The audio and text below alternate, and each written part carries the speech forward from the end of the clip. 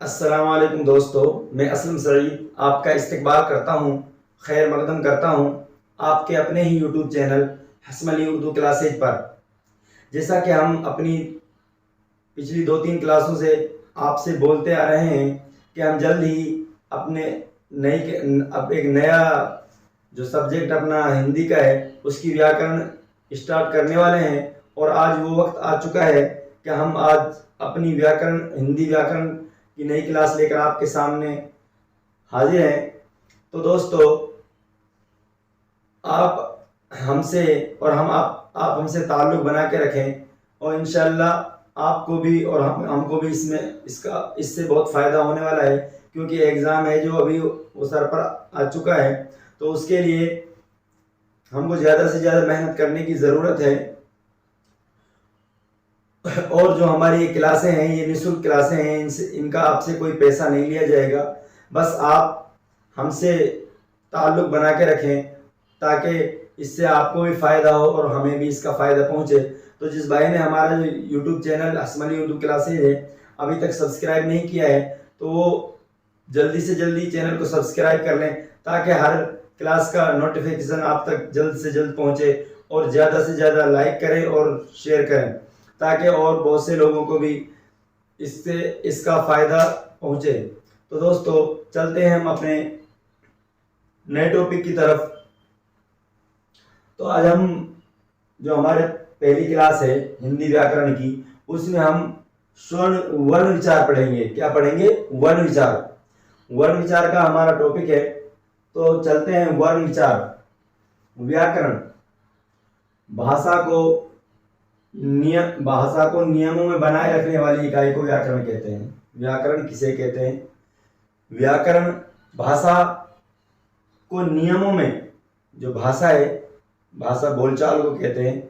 जो हिंदी की व्याकरण है वो हिंदी की भाषा के लिए है, उर्दू की व्याकरण है वो उर्दू की भाषा के लिए है, अंग्रेजी व्याकरण है वो अंग्रेजी भाषा के लिए है। तो व्याकरण का जो मतलब है, जो व्याकरण के जो माना है वो ये है कि व्याकरण भाषा को नियमों में बनाए रखने वाली इकाई को व्याकरण कहते हैं। व्याकरण भाषा को नियमों में बनाए रखने वाली इकाई को व्याकरण भाषा को नियमों में बनाए रखने वाली इकाई को व्याकरण कहते हैं। भाषा को नियमों में बनाए रखने वाली इकाई को क्या कहते हैं? व्याकरण कहते हैं। भाषा को नियमों में बनाए रखने वाली इकाई को व्याकरण कहते हैं। ध्वनि, व्याकरण के बाद ध्वनि। व्याकरण की बात क्या आती है? ध्वनि। व्याकरण तो हो गई कि भाई भाषा को नियमों में बनाए रखने वाली इकाई को व्याकरण कहते हैं। ध्वनि यानी ध्वनि कैसे आई? ध्वनि क्या है? ध्वनि भाषा की वह सबसे छोटी इकाई जो सुनाई दे और दिखाई न दे। ध्वनि भाषा की वह सबसे छोटी इकाई जो सुनाई तो दे मगर दिखाई न दे। ध्वनि हम बोल रहे हैं, हमारी ध्वनि हो रही है तो वो सुनाई दे रही है मगर दिखाई नहीं दे रही, उसे ही ध्वनि कहते हैं। ध्वनि भाषा की वह सबसे छोटी इकाई जो सुनाई दे और दिखाई न दे, उसे ध्वनि कहते हैं। क्या कहते हैं? उसे ध्वनि कहते हैं। ध्वनि भाषा की वह सबसे छोटी इकाई जो सुनाई दे मगर दिखाई न दे, उसे ध्वनि कहते हैं।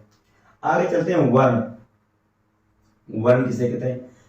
वर्ण लिखित भाषा की वह सबसे छोटी इकाई, लिखित भाषा की वह सबसे छोटी इकाई जिसके और अधिक टुकड़े न हो सकें। यानी जो वर्ण है वो लिखित भाषा की, वर्ण लिखित भाषा की।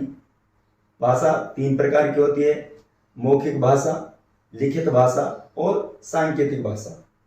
भाषा 3 प्रकार की होती है: लिखित भाषा, मौखिक भाषा, लिखित भाषा और सांकेतिक भाषा।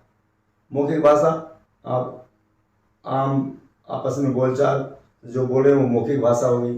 लिखित भाषा जिसको हम लिख रहे हैं वो लिखित भाषा हो गई। इसी तरह सांकेतिक भाषा यानी कि सांकेतिक भाषा संकेतों के जरिए हमको बता रही है कि भाई अभी हम जा रहे हैं कहीं पे, एरो लगा हुआ है या किसी बच्चे के बैग टक के दीवार पे उसका पोस्टर लगा हुआ है तो हमको ये संकेत दे रहा है कि आगे स्कूल है, तो उसे ही सांकेतिक भाषा कहते हैं।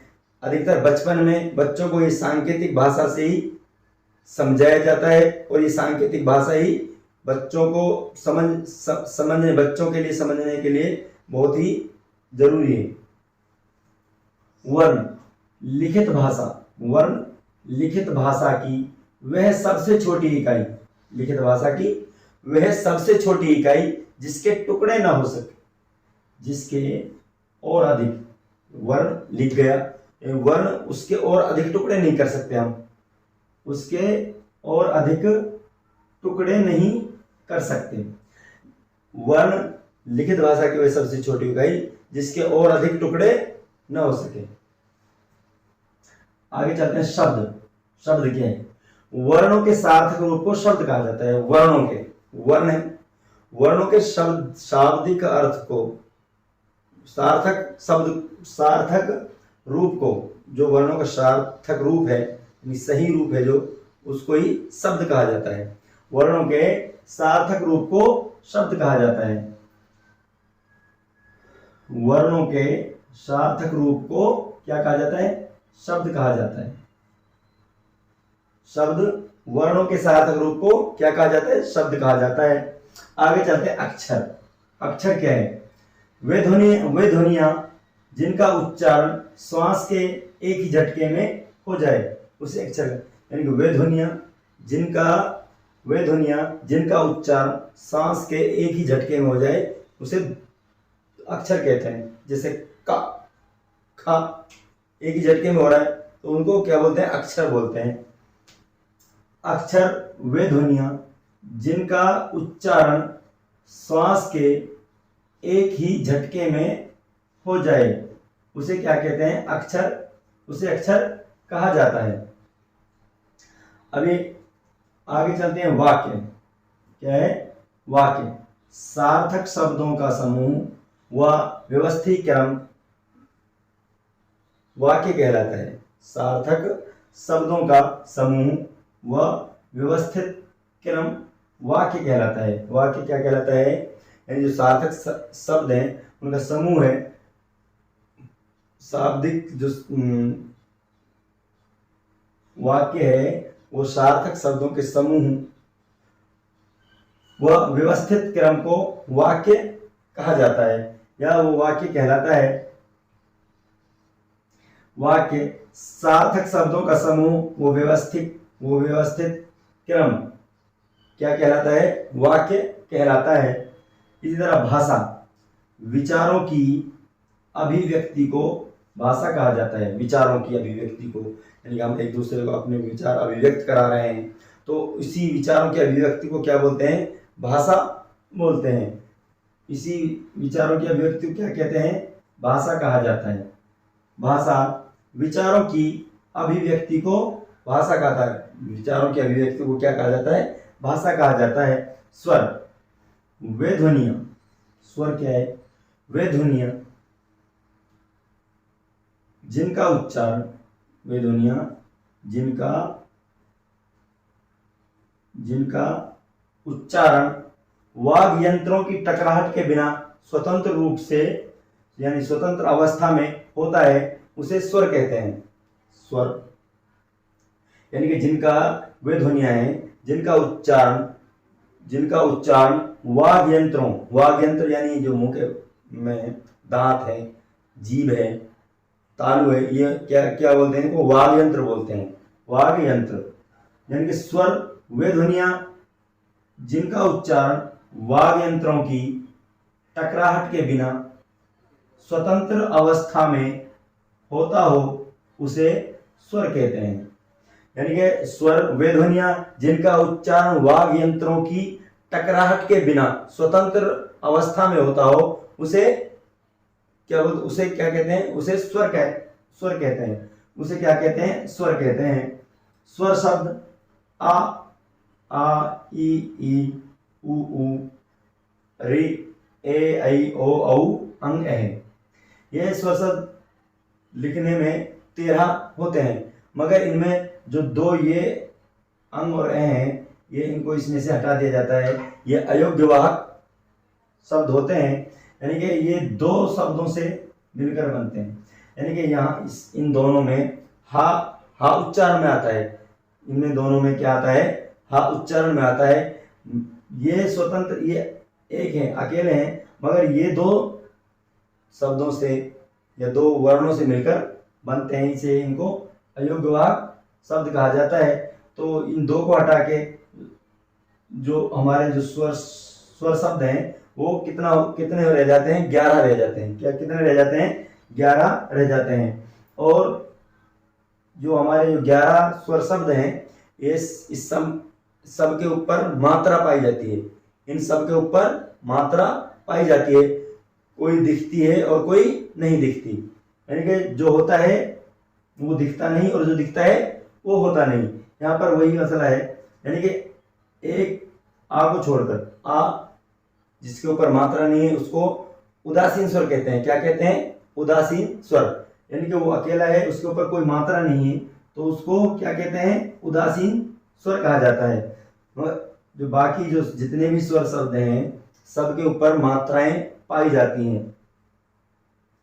ये आ है, इसके ऊपर मात्रा है ई, यहाँ पे दिखाई नहीं दे रही। इसके ऊपर मात्रा है ई, इसके ऊपर मात्रा है ये ऊ, इसके ऊपर मात्रा है। मगर क्या है, इसके ऊपर इसको इस तरह, और इस जो ये है इसके ऊपर ये मात्रा इस तरह होती है।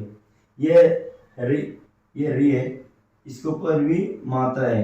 ये री, एक ये छोटा री है और बड़ा री है, वो इस यहाँ से संस्कृत में चला गया। भैया ये भी 2 थे, मगर इसका एक जो भाई था बड़ा, वो संस्कृत में चला गया। इसी तरह ए, इसमें भी इसके ऊपर भी मात्रा है, इसकी मात्रा दिखाई नहीं दे रही। इसी तरह आई, इसके ऊपर मात्रा है। ओ, इसके ऊपर मात्रा है। और औ, इसके ऊपर भी मात्रा है। तो ये स्वर शब्द हो गए। स्वर शब्द ये लिखने में 13 आते हैं, मगर रियल में जो है वो स्वर शब्द 11 होते हैं। तो चलते हैं आगे। उच्चारण काल के आधार पर स्वरों के भेद। उच्चारण काल के आधार पर स्वरों के भेद, यानी जब इनको उच्चारण करेंगे तो इनके भेद अलग अलग हैं। देखते हैं उनको। उच्चारण काल के आधार पर स्वरों के भेद। यहाँ पे ह्रस्व स्वर, ह्रस्व स्वर क्या है? यानी कि वे स्वर, ह्रस्व स्वर वे स्वर जिनका उच्चारण में बहुत कम समय लगता हो। ह्रस्व स्वर वो स्वर हैं जिनके उच्चारण में बहुत कम समय लगता हो, जिनके उच्चारण में बहुत कम समय लगता हो, ह्रस्व स्वर कहलाते हैं। ह्रस्व स्वर वो स्वर जिनका उच्चारण करने में बहुत कम समय लगता हो, ह्रस्व स्वर कहलाते हैं। समझ में आ गई होगी आपको ह्रस्व स्वर किसे कहते हैं? यानी जिनके उच्चारण में बहुत कम समय लगता हो उन्हें ह्रस्व स्वर कहा जाता है। उदाहरण है यहाँ पे अ, इ, उ और इ। इनमें बहुत कम समय लग रहा है, इनका उच्चारण करने में बहुत कम समय लग रहा है। तो जो ये ह्रस्व स्वर है इनको मूल स्वर भी कहते हैं। ह्रस्व स्वर है जो, इनको क्या कहते हैं? मूल स्वर कहते हैं, लघु स्वर कहते हैं और एकमात्रिक स्वर भी कहते हैं। मूल स्वरों की जो संख्या है वो 11 है। मूल स्वरों की संख्या वो 11 है। यहाँ पर ह्रस्व स्वरों की संख्या 4, आ, ई, उ और री। आ, ई, उ और री। अगर कोई आपसे पूछा जाए कि भाई ह्रस्व स्वरों की संख्या कितनी है, तो हम क्या बोलेंगे? ह्रस्व स्वरों की संख्या 4 है और मूल स्वरों की संख्या 11 है। तो जो ह्रस्व स्वर है उनको मूल स्वर भी कहते हैं और लघु स्वर भी कहते हैं और एकमात्रिक स्वर भी कहते हैं। एकमात्रिक यानी इनके ऊपर एक मात्रा है, इनके ऊपर एक मात्रा है, इसीलिए इनको एकमात्रिक स्वर भी कहते हैं। आगे चलते हैं दीर्घ स्वर। दीर्घ स्वर, ये दीर्घ स्वर और संयुक्त स्वर एक ही है। दीर्घ स्वर और संयुक्त स्वर एक ही हैं। दीर्घ स्वर वे स्वर जिनका उच्चारण करते समय ह्रस्व स्वरों से दुगना समय लगता हो। यानी कि दीर्घ स्वर वो स्वर हैं जिनका उच्चारण करने में जो ह्रस्व स्वर हैं उनसे दुगना वक्त लगता हो, दुगना समय लगता हो। जैसे कि सपोज करो कि जो ह्रस्व स्वर है उसमें 30 सेकंड लग रही है, आ मोड़ने में 30 सेकंड 5 सेकंड, तो वो एक मात्रिक स्वर है। तो जो दीर्घ स्वर है वो यानी इसमें एक आ है, इसमें क्या है, एक आ है, और यहाँ पे 2 आ है, तो इसे दुगना हो गया। अगर ह्रस्व स्वर को का उच्चारण करने में 5 सेकंड लग रहे हैं तो जो दीर्घ स्वर है उसका उच्चारण करने में 10 सेकंड लगेंगे। यानी कि जो दीर्घ स्वर है वे स्वर जिनका उच्चारण करते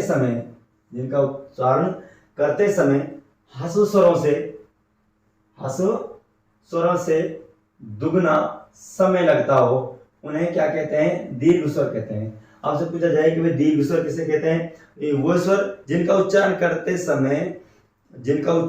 समय जो ह्रस्व स्वर है उनसे जो दुगना समय लगे वही लगता हो, उन्हें दीर्घ स्वर कहते हैं। उदाहरण आ, क्या है, आ, ई, उ, बड़ा, बड़ी और बड़ऊ, इनको गुरु स्वर भी कहते हैं। गुरु बड़ा होता है, गुरु क्यों कहते हैं इसको, क्योंकि गुरु बड़ा होता है, ह्रस्व वो छोटे हैं और ये बड़े हैं, इसलिए वो गुरु स्वर भी कहा जाता है। द्विमात्रिक स्वर यानी कि इनके ऊपर 2 मात्राएं हैं, इसीलिए इनको द्विमात्रिक स्वर भी कहते हैं। सजातीय स्वर यानी कि ये एक ही जाति से हैं, इसीलिए इनको सजातीय स्वर भी कहते हैं। तो पूछा जाए भाई सजातीय स्वर किसे कहते हैं, तो जो दीर्घ स्वर है उनको ही सजातीय स्वर कहते हैं। आगे संयुक्त स्वर, जो दीर्घ स्वर और संयुक्त स्वर वो एक ही हैं। जो स्वरों की जो संख्या है वो 3 प्रकार के होते हैं स्वर, उसमें ह्रस्व स्वर है, दीर्घ स्वर और संयुक्त स्वर वो एक ही हैं, मगर यहाँ पर अलग अलग समझने के लिए अलग अलग लिख दिया है यहाँ पे हमने। और नंबर 3 हो गया फलत स्वर। तो हम पढ़ते हैं संयुक्त स्वर। संयुक्त यानी मिला हुआ, संयुक्त यानी मिला हुआ, अकेला नहीं, मिला हुआ। अकेला होता एकल होता, ये संयुक्त स्वर यानी मिलकर बने हैं। ए, आई, ओ और औ, यानी कि ए प्लस ई बराबर ए प्लस ई बराबर क्या हो गया, ए।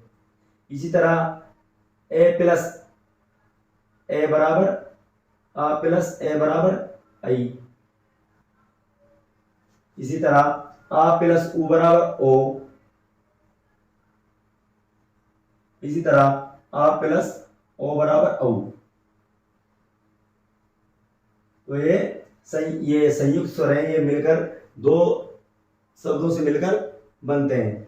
तो इनको क्या बोलते हैं, इनको संधि स्वर भी कहा जाता है। संयुक्त स्वर को संधि स्वर भी कहा जाता है और द्विमात्रिक स्वर भी कहते हैं और विजातीय स्वर भी कहते हैं। क्योंकि ये विजातीय स्वर इसीलिए कहते हैं कि ये एक जाति से नहीं है, अलग अलग जातियों से है। यहाँ पे जैसे आ प्लस ई बराबर ए, ये 2 जाति हो गई, इनको मिलकर ए बना है।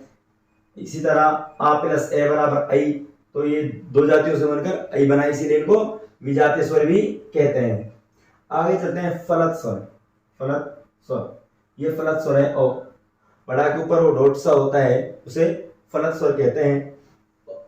और फलत स्वर को आगत स्वर भी कहते हैं, अंग्रेजी स्वर भी कहा जाता है और त्रिमात्रिक स्वर भी कहते हैं। सब पे 2 मात्राएं होती हैं, इसके ऊपर 3 मात्राएं हैं, इनके ऊपर 3 मात्राएं, इसीलिए इसे त्रिमात्रिक स्वर भी कहते हैं।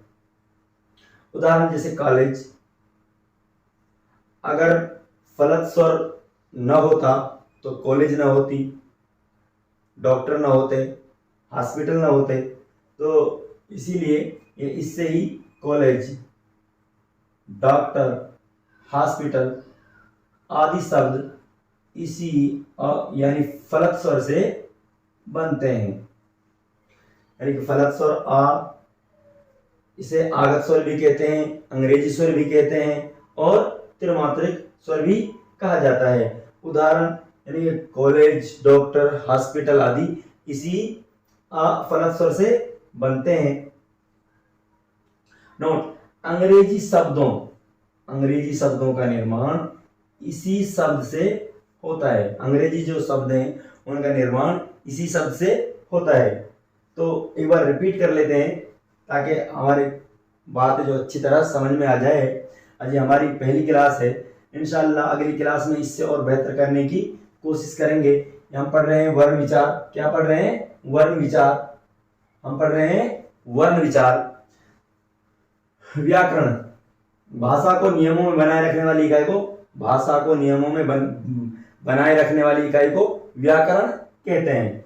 ध्वनि, ध्वनि भाषा की वह सबसे छोटी इकाई, ध्वनि भाषा की वह सबसे छोटी इकाई जो सुनाई दे पर मगर दिखाई न दे। ध्वनि क्या है? ध्वनि भाषा की वह सबसे छोटी इकाई जो सुनाई दे और दिखाई न दे, उसे ध्वनि कहते हैं। आगे चलते हैं। वर्ण क्या है? वर्ण लिखित भाषा की वह सबसे छोटी इकाई जिसके और अधिक टुकड़े नहीं कर सकते। वर्ण लिखित भाषा की वह सबसे छोटी इकाई जिसके और अधिक टुकड़े नहीं कर सकते। इस तरह आगे आ गया शब्द। वर्णों के सार्थक रूप को शब्द कहा जाता है। वर्णों के जो सार्थक रूप है, वर्णों का जो सार्थक रूप है उसको क्या कहा जाता है? उसको शब्द कहा जाता है। आगे चलते हैं। अक्षर, वो वे ध्वनियां जिनका उच्चारण श्वास के एक ही झटके में हो जाए उसे अक्षर कहा जाता है। अक्षर यानी कि वे ध्वनियां जिनका उच्चारण श्वास के एक ही झटके में हो जाए उसे क्या कहते हैं? ध्वनियां, अक्षर, उसे अक्षर कहा जाता है। आगे चलते हैं। वाक्य क्या है? वाक्य सार्थक शब्दों का समूह, सार्थक शब्दों का समूह व व्यवस्थित क्रम वाक्य कहलाता है। शाब्दिक जो सार्थक शब्द हैं, जो सार्थक शब्द हैं उनका समूह है या व्यवस्थित क्रम है, उनको ही क्या कहा जाता है? वाक्य कहा जाता है। क्या कहा जाता है? वाक्य कहा जाता है। यानी कि वर्णों से शब्द बनते हैं और शब्द से क्या बनते हैं? वाक्य। आगे चलते हैं। भाषा, विचारों की अभिव्यक्ति को भाषा कहा जाता है। विचारों के आदान प्रदान को या अभिव्यक्ति को क्या कहा जाता है? भाषा कहा जाता है। स्वर शब्द वे ध्वनियां जिनका उच्चारण वाग यंत्र मुंह के जो यंत्र है, यानी दांत हो गए, ज़बा हो गई, तालु हो गया, ये क्या बोले जाते हैं? वाग यंत्र। इनको क्या बोलते हैं? वाग यंत्र। स्वर वे ध्वनियां जिनका उच्चारण वाग यंत्रों के बिना, टकराहट के बिना स्वतंत्र अवस्था में होता है, हो उसे स्वर कहते हैं। स्वर शब्द आ, ये स्वर शब्द यहाँ पे लिखे हुए हैं, आ ई ऊ री ए आई ओ औ अंग है। स्वर शब्द वो लिखने में 13 आते हैं, मगर उसमें से 2 जो शब्द हैं अंग और ए है, उनको हटा दिया जाता है, वो अयोग्यवाहक शब्द कहलाते हैं। इसी तरह यानी कि सबके ऊपर मात्राएं होती हैं। जो 11 के 11 स्वर शब्द हैं, सबके ऊपर मात्राएं होती हैं, मगर एक यानी कि जो 11 शब्द हैं उनमें एक को छोड़कर सबके ऊपर मात्राएं होती हैं। वो शब्द है वो आ है, आ, और इसको उदासीन स्वर भी कहते हैं। तो आपसे पूछा जाए भाई उदासीन स्वर किसे कहते हैं, तो आप बोलेंगे आ को उदासीन स्वर कहा जाता है। उच्चारण काल के आधार पर स्वरों के भेद। ह्रस्व स्वर वे स्वर जिनका उच्चारण बहुत कम समय जिनका उच्चारण करने में बहुत कम समय लगता हो उसे ह्रस्व स्वर कहा जाता है। उदाहरण आ ई उ और ई, ये ह्रस्व स्वर है। ह्रस्व स्वरों की जो संख्या है वो 4 है। ह्रस्व स्वर को मूल स्वर भी कहा जाता है। मूल स्वरों की संख्या जो 4 है, जो ह्रस्व स्वर है वो मूल स्वरों में आते हैं, और मूल स्वरों की संख्या कितनी है? 11। और ह्रस्व स्वर को लघु स्वर भी कहते हैं और एक मात्रिक स्वर भी कहा जाता है, क्योंकि इनके ऊपर एक मात्रा है, इसलिए इनको एक मात्रिक शब्द भी कहा जाता है। आगे चलते हैं। दीर्घ स्वर वे स्वर जिनका उच्चारण करते समय ह्रस्व स्वरों से दुगना समय लगता हो उन्हें दीर्घ स्वर कहते हैं। यानी कि वे स्वर जिनका उच्चारण करते समय जो ह्रस्व स्वरों से दुगना समय लगता हो उसे दीर्घ स्वर कहा जाता है। जैसे उदाहरण है यहाँ पे आ ई उ इत्यादि। यानी कि जो ह्रस्व स्वर है वो एक आए और जो दीर्घ स्वर है उसमें 2 आए। इसी तरह ह्रस्व स्वर यहाँ पे एक ई है, यहाँ पे 2 ई है, मात्रा यू ही है। इनको गुरु स्वर भी कहा जाता है। दीर्घ स्वर को क्या कहा जाता है? गुरु स्वर, क्योंकि वो उससे बड़ा है और बड़ा गुरु होता है।